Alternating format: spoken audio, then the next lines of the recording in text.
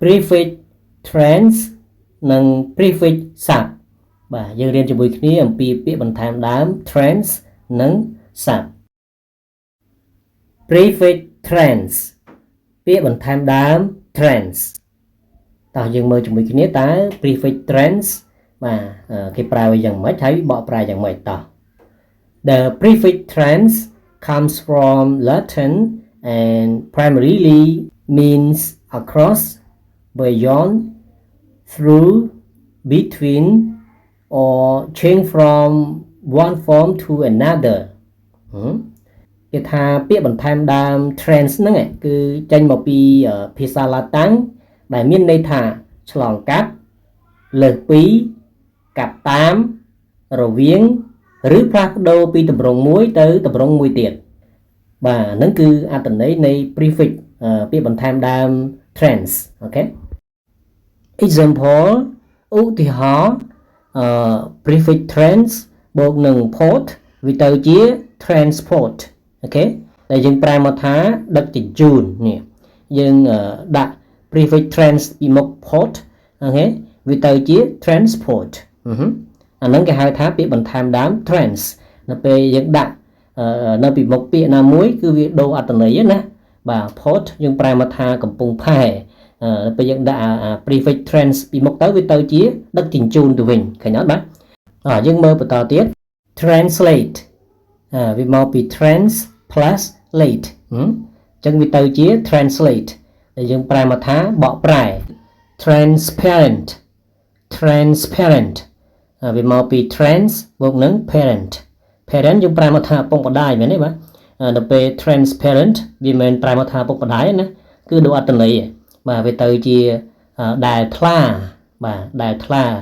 ដូចយើងកែវមើលទៅថ្លាអញ្ចឹងណាបាទ transparent អូខេឬក៏ដែលមើលធ្លុះអញ្ចឹងទៅណាឃើញទេវីដេអូអញ្ចឹងមួយទៀត transform វាមកពី prefix trans ហ្នឹងបូកនឹង form ណាពីជា verb យើងប្រែមកថាបង្កើតមែនទេជា noun យើងប្រែមកថាទម្រង់ដល់ពេល transform យើងប្រែមកថាបំលែងឬក៏បដូរបាទបដូរទៅជាអីមួយអញ្ចឹងបំលែងរូបរាងអញ្ចឹងណាអូខេបាទមួយទៀត transact បាទវាមកពី trans plus act វាទៅជា transact បាទតែយើងប្រែមកថាធ្វើជំនួញណាអូខេ transact business ធ្វើជំនួញបាទឬក៏ប្រែមកថាដោះស្រាយណាវាស្មើនឹងពាក្យ handle ឬក៏ manage ដោះស្រាយបញ្ហាការងារអញ្ចឹងណាបាទ transact អូខេមួយទៀត transatlantic វាមកពី trans plus atlantic មានន័យថាឯនាយមហាសមុទ្រអាត្លង់ទិកបាទឬក៏ដែលឆ្លងកាត់មហាសមុទ្រអាត្លង់ទិកហ្នឹងហើយអញ្ចឹងហ្នឹងគេហៅថា transatlantic មួយទៀត transcontinental ដែលឆ្លងកាត់ទ្វីបណាវាមកពី trans plus continental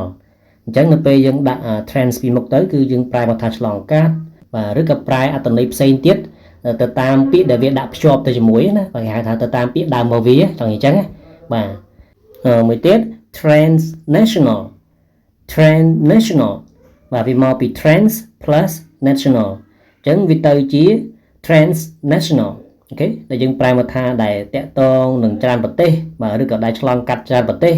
តែអញ្ចឹងណាឧទាហរណ៍ដូចបទវិក្រឹតហ្នឹងវាតាក់ទងច្រើនប្រទេសអញ្ចឹងហ្នឹងគេហៅថា transnational crime អូខេមួយទៀត transmit វាមកពី trans plus meet យើងប្រែមកថាបញ្ជូនណាពាក្យ transmit យើងប្រែមកថាបញ្ជូនអូខេមួយទៀត transcribe បាទយើងប្រែមកថាថតណាថតឬក៏ចម្លងអូខេមួយទៀត transplant វាមកពី trans plus plant plant យើងប្រែមកថារុក្ខជាតិបាទឬក៏ថាពីជីវៈយើងប្រែមកថាដាំដុះណាអូខេនៅពេល transplant យើងប្រែមកថាដកយកទៅដាំឬក៏ប្រែមកថាស្ទូងក៏បានដែរណាអូខេបាទ transplant ដូចស្ទូងស្រូវស្ទូងអីហ្នឹងគេហៅថា transplant rice ឃើញទេបាទមួយទៀត transfigure យើងប្រែមកថាបំលែងរូបរាងឬក៏បដូររូបរាងបាទ transfigure មួយទៀត transgression transgression ប្រែមកថាការរំលោភច្បាប់បាទឬក៏ការល្មើសច្បាប់តែអញ្ចឹងបាទពីមកពី trans plus aggression មួយទៀត transfusion transfusion វាមកពី trans plus fusion ហើយយើងប្រែមកថាការបញ្ចូលឈាមឬក៏បញ្ចូលសារធាតុរាវចឹងអញ្ចឹងណាអូខេមួយទៀត transformation transformation វាមកពី trans plus formation យើងប្រែមកថាការបំលែងបាទការបំលែងវាមកពី transform ណាហើយពីចំណោមគឺ transformation អូខេមួយទៀត transfer transfer យើងប្រែមកថាផ្ទេរបាទដូចយើងផ្ទេរប្រាក់អីចឹងណាអូខេផ្ទេរលុយណាមួយទៀត transgress transgress យើងប្រែមកថារំលោភច្បាប់ឬក៏ល្មើសច្បាប់ចឹងណាណាពីជា verb អូខេមួយទៀត transfuse transfuse យើងប្រែមកថាបញ្ចូលឈាមឬក៏បញ្ចូលសារធាតុរាវណា transfuse វាមកពី trans plus fuse មួយទៀត transcend transcend បាទយើងប្រែមកថាហួសពីឬក៏លើសពីអូខេបាទអញ្ចឹងសរុបមកសម្រាប់ prefix trans ពាក្យបន្ថែមដើម trans អត់បាក់យល់ទេដល់ពេលដែលវាបូកជាមួយនឹងពាក្យដែលវាភ្ជាប់ចូលទៅគឺវាអាចប្រែទៅអត្ថន័យផ្សេងគ្នាណាគឺដូចដែលខ្ញុំបានប្រាប់ពីអត្ថន័យរបស់វាអញ្ចឹងវាអាចប្រែមកថាឆ្លងកាត់លើសពីអូខេបាទឬក៏អាចប្រែមកបានច្រើនជាងនឹងទៀតអញ្ចឹង note បាទសូមកត់ចំណាំអំពី prefix trans ពាក្យបន្ថែមដើម trans គឺវាមានទម្រង់3ណាទី1គឺ trans plus adjective អូខេបូកគុណនាមឧទាហរណ៍នេះ trans បូកនឹង national វាទៅជា transnational ដែលប្រែមកថាពាក់ព័ន្ធច្រើនប្រទេសឬក៏តាក់ទងច្រើនប្រទេសតែអញ្ចឹងណាបាទឧទាហរណ៍ដូចឧក្រិដ្ឋកម្មឬក៏បទឧក្រិដ្ឋឆ្លងប្រទេសអញ្ចឹងណាបើគេហៅ transnational អូខេទម្រង់ទី2គឺ trans plus verb អូខេបូកនឹងគេអាសព្ទឧទាហរណ៍ trans plus form ទៅជា transform អូខេដែលយើងប្រែមកថាបំលែងឬក៏ផ្លាស់ទៅជាឬក៏ប្រែធៀបអញ្ចឹងណាបាទគេហៅថា transform ទី3 trans plus noun អូខេបូកនឹងនាមឧទាហរណ៍ trans plus formation បាទវាទៅជា transformation ដែលយើងប្រែមកថាការបំលែងឬក៏ការប្រែរូបរាងអញ្ចឹងណាបាទវាមកពី transform នឹងឯងអូខេបាទអញ្ចឹងអត់បាក់យល់ទេសម្រាប់prefix trans ពាក្យបន្ថែមដើម trans នៅពេលយើងប្រើប្រាស់វាមានទម្រង់3ហ្នឹងណាវាអាចបូកនឹង adjective បូកនឹងគេអាសព្ទបាទ verb ឬក៏បូកនឹង noun បូកនឹងនាមតែអញ្ចឹងចង់ចាំតែប៉ុណ្្នឹងបានហើយហើយសម្រាប់ពាក្យបន្ថែមដើម trans នេះគឺវាមិនមែនប្រែ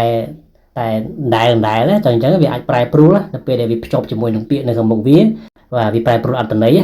បាទឥឡូវយើងរៀនអំពីពាក្យបន្ថែមដើមសព្ទអូខេ prefix សព្ទយើងមើល the prefix សព្ទ comes from Latin meaning under below or beneath it changes meaning depending on the root word គេថាពាក្យបន្ថែមដើមសព្ទហ្នឹងវាចេញមកពីភាសាឡាតាំងដែលវាមានន័យថាក្រោមខាងក្រោមនៅក្រោម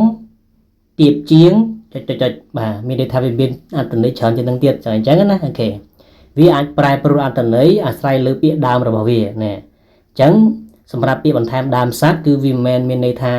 ក្រោមខាងក្រោមឬនៅក្រោមឬទៀបជាងអញ្ចឹងរហូតទេវាអាចប្រែប្រួលអត្ថន័យបាទទៅលើពាក្យដើមរបស់វាបាទហៅ root word របស់វាណាអូខេ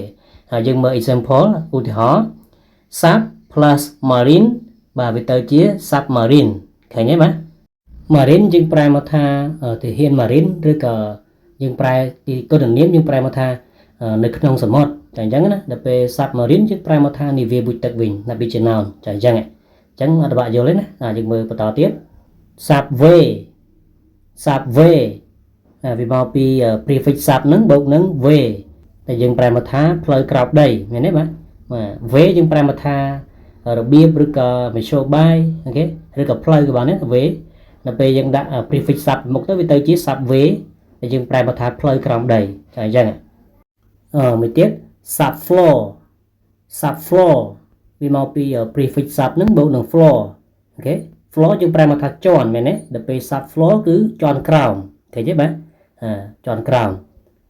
មួយទៀត substructure substructure ពីមកពីពាក្យបន្ថែមដើម sub ហ្នឹងបាទ prefix sub ហ្នឹងបូកនឹង structure ដែលយើងប្រែមកថារចនាសម្ព័ន្ធខាងក្រោមចឹងអញ្ចឹងបាទ substructure មួយទៀត subsection subsection ដែលយើងប្រែមកថាផ្នែករងណាពីមកពី prefix sub ហ្នឹងបូកនឹង section អូខេមួយទៀត subconsus subconsus ពីមកពី prefix sub ហ្នឹងបូកនឹង consus consus យើងប្រែមកថាដែលដឹងខ្លួនអូខេនៅពេល subconsus យើងប្រែមកថាដែលមានកូនគំនិតថាពីជា adjective ណាអូខេ subconsus មួយទៀត subcommittee subcommittee យើងប្រែមកថាគណៈកម្មការរងបាទ sub ត្រង់នេះយើងប្រែមកថារងវិញណា committee យើងប្រែមកថាគណៈកម្មការឬក៏គណៈកម្មាធិការចឹងអញ្ចឹងនៅពេល subcommittee គឺគណៈកម្មការរងចឹងអញ្ចឹងមួយទៀត subsequently subsequently ថាពីជា adverb ណា subsequently យើងប្រែមកថាបន្ទាប់មកចឹងអញ្ចឹងវាមកពី prefix sub ហ្នឹងបូកនឹង sequently មួយទៀត substandard substandard វាមកពី sub ហ្នឹងបូកនឹង standard បាទយើងប្រែមកថា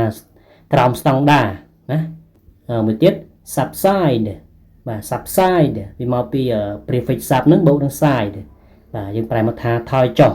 ណាថយចុះអូខេមួយទៀត subhuman subhuman វាមកពី prefix sub ហ្នឹងបូកនឹង human អូខេយើងប្រែមកថាទៀបជាងកម្រិតមនុស្សបាទទៀបជាងកម្រិតមនុស្សមានន័យថាវាអន់ជាងមនុស្សចឹងអញ្ចឹងណាអូខេមួយទៀត subordinate subordinate បាទវាមកពី prefix sub ហ្នឹងបូកនឹង ordinate បាទយើងអានភ្ជាប់នេះគេហៅ subordinate អូខេដែលយើងប្រែមកថាថ្នាក់ទៀបជាងណាបាទ subordinate មួយទៀត subcategory subcategory វាមកពី prefix sub ហ្នឹងបូកនឹង category ដែលយើងប្រែមកថាប្រភេទរងអូខេបាទប្រភេទរងមួយទៀត subclass subclass បាទវាមកពី prefix sub ហ្នឹងបូកនឹង class class យើងប្រែមកថាថ្នាក់នៅពេល subclass ថ្នាក់ទៀបជាងឬក៏ថ្នាក់រងក៏បានដែរណាបាទវាក្រោមពីថ្នាក់មកគឺ subclass អូខេមួយទៀត suboptimal suboptimal បាទយើងប្រែមកថាដែលមិនល្អបំផុតណាតែពីជា adjective ណាវាមកពី prefix sub ហ្នឹងបូកនឹង optimal អូខេបាទ suboptimal មួយទៀត submerge submerge បាទវាមកពី prefix sub បូកនឹង merge merge យើងប្រែមកថាបញ្ចូលគ្នាអូខេនៅពេល submerge យើងប្រែមកថាជ្រមុជចូលទឹកបាទឬក៏ជ្រមុជចូលក្នុងទឹកតែអញ្ចឹងណា submerge មួយទៀត subterranean subterranean បាទវាមកពី sub បូកនឹង terranean ដែលយើងប្រែមកថាដែលនៅក្រោមដីអូខេ subterranean មួយទៀត subtitle subtitle វាមកពី prefix sub ហ្នឹងបូកនឹង title title យើងប្រែមកថាចំណងជើងនៅពេល subtitle បាទយើងប្រែមកថាចំណងជើងរងអូខេចំណងជើងដែលនៅក្រោមចំណងជើងទៀតអានោះគេហៅថា subtitle ចឹងចឹងមួយទៀត sub zero sub zero បាទវាមកពី prefix sub បូកនឹង zero បាទដែលយើងប្រែមកថាក្រោម0ណាបាទក្រោម0អូខេមួយទៀត subcontract subcontract វាមកពី prefix sub បូកនឹង contract កិច្ចសន្យាបន្តណាយើងប្រែមកថាកិច្ចសន្យាបន្តអញ្ចឹងសរុបមកសម្រាប់ prefix sub អូខេពាក្យបន្ថែមដើម sub វាអត់បាក់យល់ទេសំខាន់យើងដឹងថាតើពាក្យនីមួយៗប្រែថាម៉េចពីព្រោះ prefix sub គឺវាប្រែមិនដដែលទេមានន័យថាវាអាចប្រែរូបរាងបាទវាអាចប្រែប្រួលអត្ថន័យទៅតាមពាក្យដែលវាភ្ជាប់ជាមួយគ្នាអញ្ចឹងសំខាន់យើងចាំទៅពាក្យនីមួយៗប្រែថាម៉េចអូខេសូមកត់ចំណាំបាទ note ពាក្យបន្ថែមដើម sub prefix sub ហ្នឹងវាមានការប្រើប្រាស់របស់វាមានទម្រង់4ណាទី1គឺ sub plus noun ណាprefix sub ហ្នឹងវាបូកនឹងនាមexample sub plus way វាទៅជា subway បាទដែលយើងប្រែមកថាផ្លូវក្រោមដីឃើញទេបាទទី2 sub plus adverb ណា prefix sub ហ្នឹងបូកនឹងគុណកិរិយាអញ្ចឹងណាឧទាហរណ៍ sub plus sequently បាទវាទៅជា subsequently យើងប្រែមកថាបន្ទាប់មកអូខេ một tiết tí 3 cứ prefix sub nâng bốc nâng verb ok bốc nâng cái sub example sub plus merge ok vì tới chia sub merge thì chúng phải một thá cho một tức và rồi cho một châu tức cái nhé mà tí 4 cứ prefix sub nâng ok bốc nâng adjective đó bốc nâng con là niệm mà ưu thó sub plus consus vì tới chia sub consus để chúng phải một thá đại miên con cầm nứt nè chẳng sập máu từ sầm rập prefix sub bên miền tầm rong ngồi bị buồn nâng trong trăm đó cái này làm bây giờ cái mọi miền ca trong lòng hãy xong bị chạy bóng đá tha sầm rập prefix sub ok bị bản tham làm sub nâng cứ vì prai bà vì prai tụi tam ăn tụi này bảo vì để vì ăn prai mòn đài đài thế nè bà về bị bầu chùm mùi nâng nào nó bị prai tới ăn tụi này sen vì bầu chùm mùi nâng côn kệ giá bà vì tới chỉ ăn tụi này sen bà bị bầu chùm mùi nâng vót vì tới chỉ ăn tụi này sen nhé bầu chùm mùi nâng có đừng nếu vì tới chỉ ăn tụi này sen nhưng từ nè ok trong trăm đó này xong rap prefix sub còn đó bà xong cho room subscribe and share comment bà có chỉ followដើម្បីទទួលបានវីដេអូថ្មីៗបន្តទៀតអូខេបាយបាយជំរាបលា